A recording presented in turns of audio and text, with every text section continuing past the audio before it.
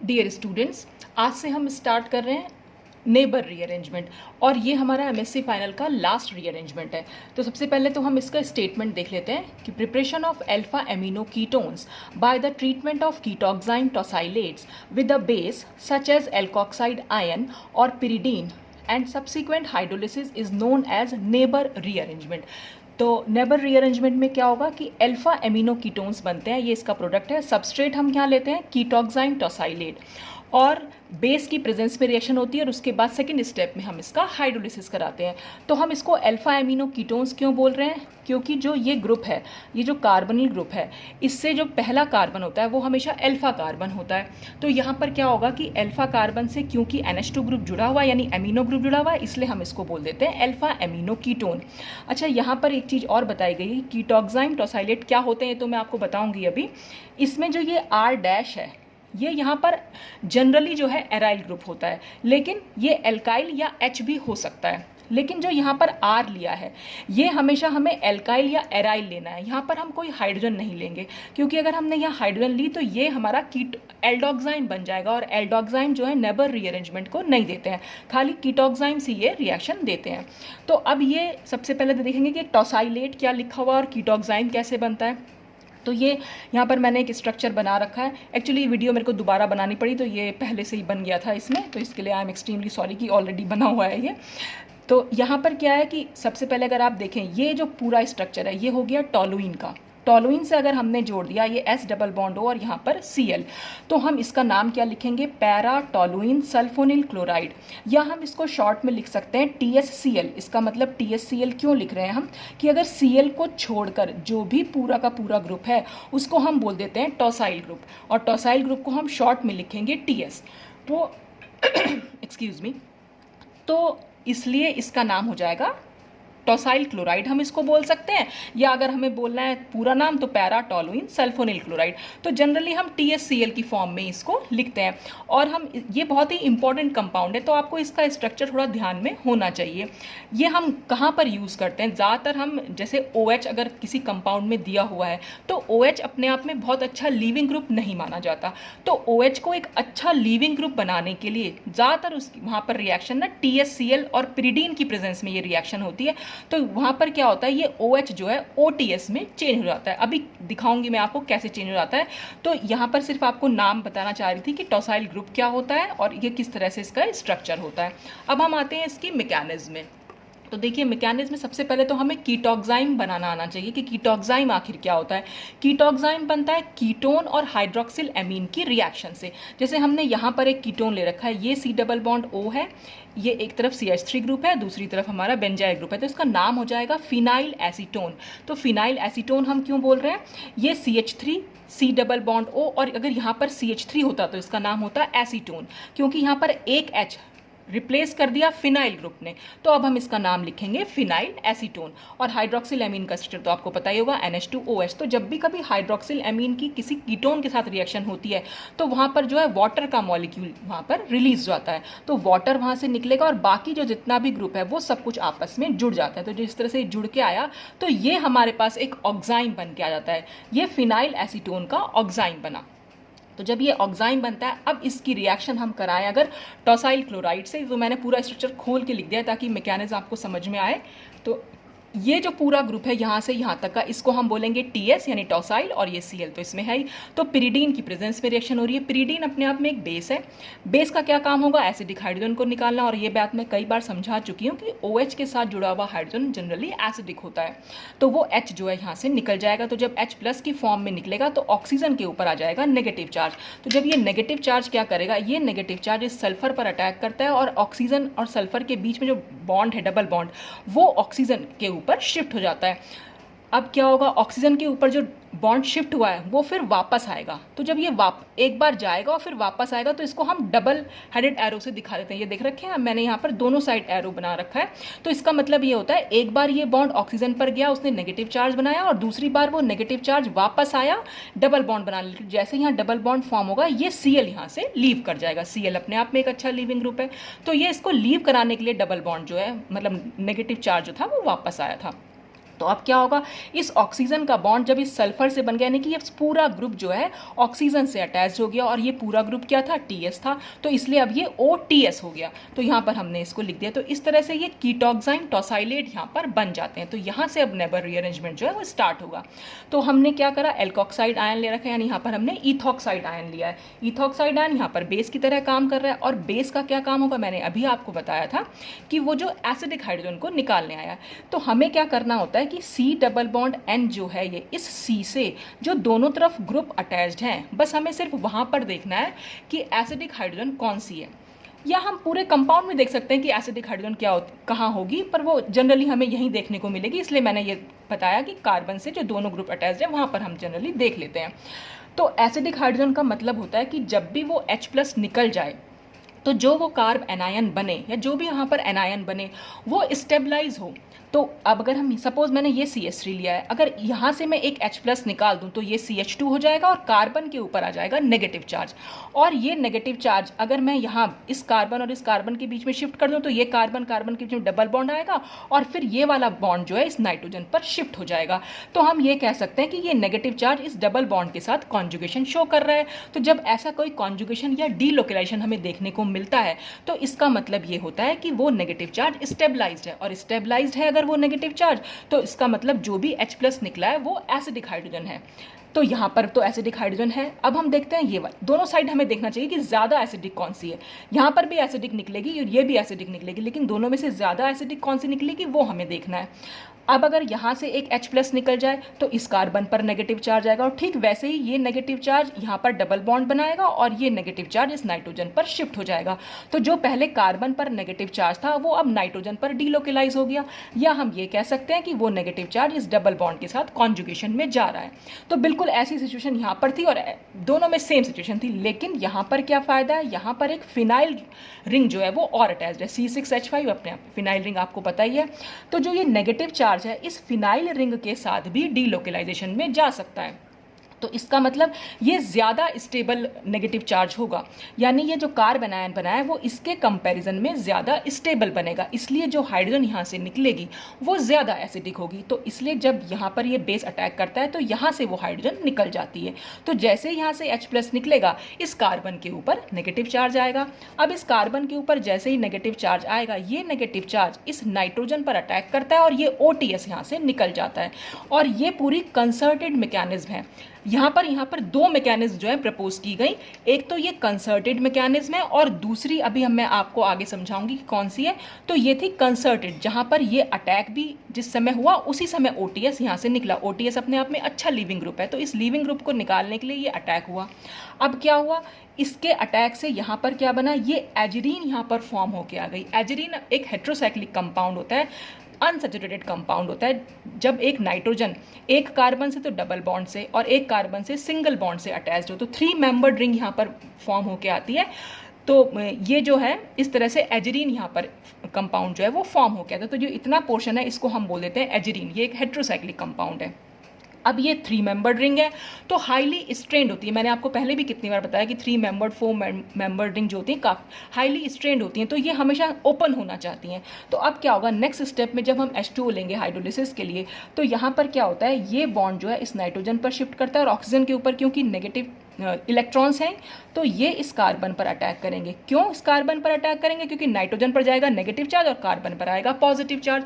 और ये बात भी मैं आपको कई बार बता चुकी हूँ कि जब भी कार्बन पर पॉजिटिव चार्ज हो और उस पर H2O अटैक करे, तो वहाँ पर ज़्यादातर OH जो है फाइनली जुड़ के आता है। फाइनली कैसे जुड़ेगा, कि जब ये ऑक्सीजन इस पर अटैक करेगा तो ऑक्सीजन पर तो आ जाएगा पॉजिटिव चार्ज, और ऑक्सीजन से जो 2 हाइड्रोजन जुड़े हुए हैं, ऑक्सीजन के पॉजिटिव चार्ज को कम करने के लिए वहाँ से H+ निकल जाएगा, और वो H+ क्या करता है, जो निकला है H+ वो इस नाइट्रोजन के नेगेटिव चार्ज से अटैच हो जाता है। तो वो मैंने सब एक ही स्टेप में दिखा दिया कि इस कार्बन से OH जुड़ा है और इस नाइट्रोजन से H जुड़ा है।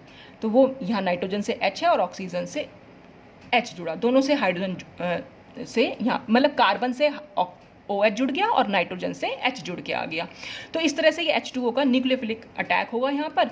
तो ये हमारे पास कंपाउंड बना। और अब यहाँ पर आप देख रहे हैं कार्बन से, क्योंकि ये OH है यहाँ पर दिखा रहे हैं, एक तरह से हम कह सकते हैं कि ये इनोलिक फॉर्म, इनोलिक तो नहीं कहेंगे यहाँ पर खैर, लेकिन ये ओल बन के आया है, तो इसको हम कीटो फॉर्म में चेंज कर सकते हैं। देखिए यहाँ पर क्या कर सकते हैं, अगर ये इलेक्ट्रॉन्स यहाँ पर शिफ्ट हो जाएं, तो जब ये इलेक्ट्रॉन्स यहाँ पर शिफ्ट हो जाएंगे तो ये बॉन्ड को यहाँ से ब्रेक होना पड़ेगा, क्योंकि कार्बन की तो हमें 4 ही वैलेंसी रखनी है। तो जब ये यहाँ पर शिफ्ट, तो ये डबल बॉन्ड हो जाएगा, तो ऑक्सीजन पर आ जाएगा पॉजिटिव चार्ज।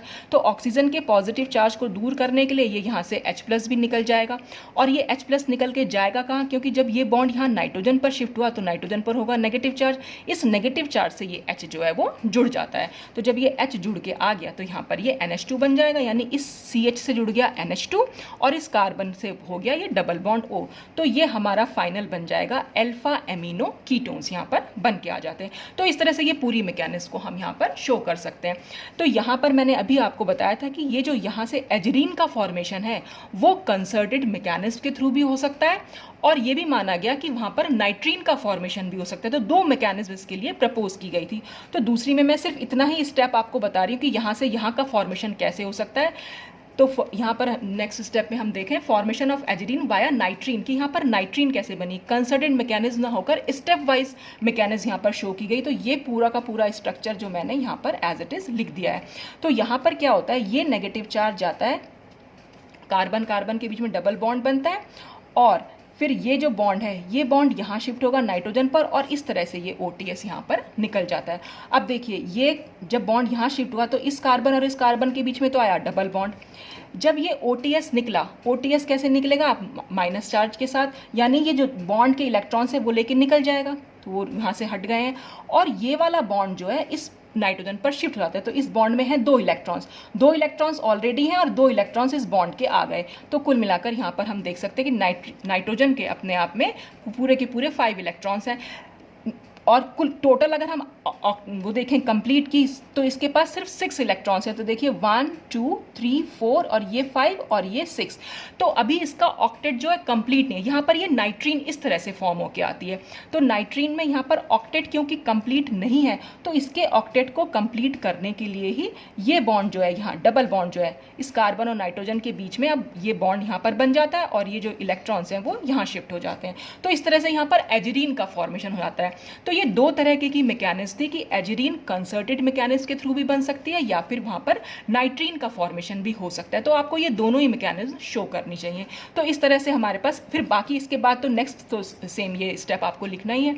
तो इस तरह से हम यहाँ पर अल्फा एमिनो कीटोन का फॉर्मेशन देख सकते हैं। अब नेक्स्ट इसमें एक स्पेशल फीचर था इसका कि ये अरेंजमेंट जो है हमें NN डाइक्लोरोएमीन्स में भी देखने को मिलता है। अब ये NN डाइक्लोरो से क्या मतलब है, देखिए एमीन क्या होता है NH2 के अगर ये N है और अगर सपोज यहाँ के दोनों हाइड्रोजन अगर हम क्लोरीन से रिप्लेस कर दें तो फिर ये बन जाएगी NN डाइक्लोरोएमीन। और फिर रिएक्शन अगर हम इसकी कराते हैं इथॉक्साइड आयन के साथ, तो ये इथॉक्साइड आयन यहाँ पर एलिमिनेशन रिएक्शन शो करता है। ये वाला H और ये Cl यहाँ से रिमूव हो जाते हैं। तो जब ये H और ये Cl यहाँ से निकलेंगे तो यहाँ पर डबल बॉन्ड आ जाएगा। तो डबल बॉन्ड आएगा तो C डबल बॉन्ड N हमारा क्या ग्रुप होता है, इमीन ग्रुप। तो ये N क्लोरो इमीन यहाँ पर बन जाती है। तो आप देख रहे हैं ये वाला स्ट्रक्चर बिल्कुल वैसा ही है जो हमने स्टार्टिंग में हमने OTS वाला जो ग्रुप लिया था, ये वाला सेम देख रहे हैं आप। यहाँ पर भी कार्बन से 2 अलग से चेन है, तो यहाँ भी कार्बन से जो है ये दोनों अलग चेन हो गई, और फिर डबल बॉन्ड N से एक लीविंग ग्रुप अटैच्ड है। तो यहाँ भी डबल बॉन्ड N से एक लीविंग ग्रुप अटैच्ड है। तो अब यहाँ पर रिएक्शन जो होती है वो नेबर रीअरेंजमेंट के अकॉर्डिंग हो सकती है। तो मैंने पूरी मैकेनिज्म नहीं दिखाई है, बस शॉर्ट में दिखा दिया कि जैसे बेस जब यहाँ अटैक करेगा तो बेस यहाँ से ये को हाइड्रोजन चाहिए, एसिडिक हाइड्रोजन यहाँ से निकलेगी, नेगेटिव चार्ज आएगा, नेगेटिव चार्ज इसके साथ जुड़ेगा और यहाँ से Cl जो है यानी कि ये जो नेगेटिव चार्ज यहाँ आएगा और ये Cl यहाँ से निकल जाएगा। तो ये इस तरह से एजरीन फॉर्म होकर आएगी, और एजरीन पर जब H2O का अटैक होगा तो फिर फाइनल हमारा अल्फा एमिनो कीटोन्स यहाँ बन जाते हैं। तो ये NN डाइक्लोरोएमीन भी ये रिएक्शन देती हैं। अब इसकी आती है कि शॉर्ट ट्रिक क्या है भाई कि कंपटीशन लेवल पे हम इसको कैसे सॉल्व करेंगे बहुत जल्दी से। तो इसमें आपको क्या करना होगा, देखिए जो भी आपको यहाँ पर कीटोक्साइम टॉसाइलेट बना के दिया हुआ होगा, आपने सिर्फ ये चेक करना है कि जो C डबल बॉन्ड N है इसके जो दोनों तरफ ग्रुप जुड़े हुए हैं उसमें से ज़्यादा एसिडिक हाइड्रोजन किसके पास है। तो जिसके पास भी ज़्यादा एसिडिक हाइड्रोजन होगी बस आपको वहाँ पर NH2 जोड़ देना है और इस डबल बॉन्ड NOTS की जगह सिर्फ O लिख देना है, यानी कि C double bond O O में चेंज कर देना। तो ये ग्रुप हमारा C डबल बॉन्ड O में चेंज कर दिया। अब क्योंकि यहाँ भी CH3 और यहाँ भी CH3 है, इसमें तो दोनों साइड ही सेम ग्रुप जुड़े हुए हैं, तो आप NH2 को किधर की साइड भी जोड़ सकते हैं, चाहे तो आप इधर जोड़ दीजिए और चाहे आप इधर जोड़ दीजिए, तो एक ही तरह का कंपाउंड बनेगा, क्योंकि ये सिमेट्रिकल कीटोक्साइम है। लेकिन अगर अनसिमेट्रिकल हो तब क्या करेंगे, जैसे यहाँ पर इस केस में देखेंगे, यहाँ एक तरफ CH3 दूसरी तरफ फिनाइल रिंग है, तो हमें तो देखना ज़्यादा एसिडिक हाइड्रोजन। अगर आप यहाँ देखें तो देखिए यहाँ पर तो कोई हाइड्रोजन है ही नहीं, क्योंकि यहाँ पर फिनाइल रिंग जुड़ी हुई है, यहाँ तो कोई हाइड्रोजन नहीं है। लेकिन यहाँ पर इधर की साइड ही है सिर्फ एक हाइड्रोजन, तो यहाँ पर तो ऑब्वियस सी बात है। तो आपको करना क्या है, एक तो इस डबल बॉन्ड को O लिख देना है, तो हमने यहाँ डबल बॉन्ड O लिख दिया, बाकी सब एज इट इज़ रहेगा। इसमें से एसिड हाइड्रोजन को निकालना है, यानी एक H निकालना है, तो ये हो जाएगा CH2 और इधर की साइड ही NH2 जोड़ देना है, तो वो हमने NH2 यहाँ पर जोड़ दिया। नेक्स्ट एग्जाम्पल जिसकी कि मैंने आपको मैकेनिज्म समझाई थी, ये वही कंपाउंड मैंने यहाँ पर लिया हुआ है, बस C6H5 की जगह मैंने PH इसको लिख दिया, एक ही बात है वो तो बस आपने क्या करना है, ये आपके पास स्ट्रक्चर लिखा हुआ आएगा, आपने सिर्फ देखना है एसिडिक हाइड्रोजन, तो हमारी एसिडिक हाइड्रोजन तो इधर की साइड थी, यहाँ से सिर्फ एक H को निकालना है, एक H को निकाल के यहाँ पर NH2 जोड़ देना है और इसकी जगह आपको O लिख देना है, यानी NOTS हटाइए और डबल बॉन्ड O लगा दीजिए, और यहाँ से एक H हटाइए, जहाँ भी एसिडिक हाइड्रोजन है वहाँ से एक H हटाइए और NH2 लिख दीजिए। तो इस तरह से बहुत ईजी वे में आप बहुत कम टाइम में इसको आप कर भी सकते हैं। जैसे इसमें एक चीज़ ये थी, इसका एक पॉइंट ये भी था कि जितने जो भी कीटोक्साइम्स होंगे, चाहे वो सिन हो चाहे एंटी हो, ये कीटोक्साइम्स के बारे में मैंने आपको बेकमैन रीअरेंजमेंट में भी समझाया था कि सिन और एंटी हम इन्हें कैसे कहते हैं। तो इसमें क्या होता है, सिन और एंटी कीटोक्साइम्स दोनों के दोनों ये रीअरेंजमेंट दे सकते हैं, और ये इसीलिए नॉन स्टीरियो स्पेसिफिक होती है। जैसे कि बेकमैन रीअरेंजमेंट स्टीरियो स्पेसिफिक था, क्योंकि वहाँ पर माइग्रेशन होता था ग्रुप का जो OH के एंटी पोजिशन पर था, लेकिन ये नॉन स्टीरियो स्पेसिफिक है। नॉन स्टीरियो स्पेसिफिक कैसे हम इसको बोल सकते हैं, देखिए यहाँ पर अगर हम कोई चाहे तो हम सिन कीटोक्साइम ले लें, चाहे हम एंटी कीटोक्साइम ले लें। अब देखिए जो हमने कीटोक्साइम लिया, यानी ये तो हमने टोसाइलेट ले लिया कीटोक्साइम का, इस OTS का कि अगर एंटी पोजीशन पर देखें तो हमारा ये ग्रुप जुड़ा हुआ है, और अगर सिन पोजीशन पर देखें तो CH3 ग्रुप जुड़ा हुआ है। तो हम इसकी पोजीशन और इसकी पोजीशन के बारे में बात कर रहे हैं कि ये दोनों यहाँ पर एक दूसरे से एंटी हैं। और अगर हम यहाँ देखें तो ये OTS और ये पूरा ग्रुप दोनों एक दूसरे से सिन है, तो ये एंटी फॉर्म हो गई इसके रिस्पेक्ट में और ये सिन फॉर्म हो गई इसी के रिस्पेक्ट में। तो हमने ये सिन और एंटी दोनों फॉर्म्स ले ली, दोनों फॉर्म्स के ऊपर नेबर रीअरेंजमेंट लगाया, और मैंने आपको शॉर्ट ट्रिक बताई थी कि जहाँ पर भी आपको एसिडिक हाइड्रोजन दिखाई देगा बस वहाँ से आपको H निकालना है और आपने वहाँ पर NH2 लगा देना है, और इसको हमने C डबल बॉन्ड O लिख देना है। तो अब हम क्या बना सकते हैं, ये C, इन दोनों में से ज़्यादा एसिडिक तो यही वाला है, क्योंकि यहाँ पर फिनाइल रिंग है और उसके ऊपर इलेक्ट्रॉन विड्रॉइंग ग्रुप भी जुड़े हुए हैं, तो जो नेगेटिव चार्ज को अपनी तरफ खींच लेंगे और ये नेगेटिव चार्ज यहाँ पर डीलोकलाइज इजीली हो सकता है। तो ये H आपने हटाया और यहाँ से एक NH2 लगा दी, तो ये H हटा के जब यहाँ NH2 लगाएंगे और इसकी जगह डबल बॉन्ड O लगाएंगे, तो यहाँ पर भी यही कंपाउंड बन के आ रहा है। और अगर आप यहाँ देखें तो क्योंकि हमें यहाँ पर सिर्फ एसिडिक हाइड्रोजन से मतलब है, हमें सिन और एंटी का कुछ लेना ही नहीं है, चाहे ये ग्रुप इधर जुड़ा हुआ होता है चाहे ये ग्रुप इधर जुड़ा हुआ होता है, एसिडिक हाइड्रोजन तो इसी के पास रहती, तो एसिडिक हाइड्रोजन तो हमें यहीं से निकालनी है, और जहाँ से एसिडिक हाइड्रोजन निकलेगी बस वहीं पर हमें NH2 जोड़ देना है। तो बस हम NH2 जोड़ देंगे और इसको C डबल बॉन्ड O बना देंगे, तो दोनों ही सिन और एंटी से, क्योंकि हमारा सेम कंपाउंड बन के आ रहा है, तो ये नॉन स्टीरियो स्पेसिफिक रिएक्शन होती है। तो इस तरह से हम ये नेबर रीअरेंजमेंट को दिखा सकते हैं। तो आज ये पूरा जितने भी हमारी नेम रिएक्शंस थी MSc फाइनल में वो सब खत्म होती हैं। अब इसके बाद जो मैं स्टार्ट करूँगी वो स्टीरियो केमिस्ट्री, वो हम नेक्स्ट वीक से स्टार्ट करेंगे। देखिए स्टीरियो केमिस्ट्री ऑर्गेनिक केमिस्ट्री में बहुत ही इंपॉर्टेंट टॉपिक है, और ये BSc और MSc दोनों लेवल्स के लिए बहुत ज़्यादा इंपॉर्टेंट है। और तो जो मैं स्टार्ट करूंगी बिल्कुल बेसिक से स्टार्ट करूंगी, ताकि उसमें BSc के स्टूडेंट्स भी और MSc के स्टूडेंट्स भी अपना एडवांटेज ले सकें। तो हम फिर नेक्स्ट वीक स्टार्ट करते हैं स्टीरियो केमिस्ट्री। तो आज के लिए बस इतना ही। Thanks for watching.